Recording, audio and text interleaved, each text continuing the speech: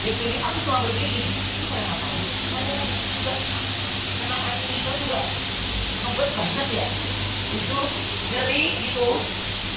Makanya kalau ada yang hidup kita ngapain harus keluar negeri sebenarnya, karena tenaga dan juga alat-alatnya semuanya juga kita kan juga ada pengiriman dari luar negeri, ya kan? Kalau cuma perkara dokternya sama buat gaya-gayaan mah aku bilang mah sayang ibu, benar. Saya juga orang yang kita sama-sama ini uang ya, tapi uang buat tiketnya berapa, hotelnya berapa, operasinya berapa, dan terkadang ya kadang ada yang berhasil ada yang tidak kan. Tapi kalau ini kita masih jangkauan yang dekat, kalau ada apa-apa pun semuanya jangkauan nggak perlu pakai ongkos lagi, nggak perlu pakai apa namanya antrian lagi gitu. Kalau lagi muda. Betul. Jadi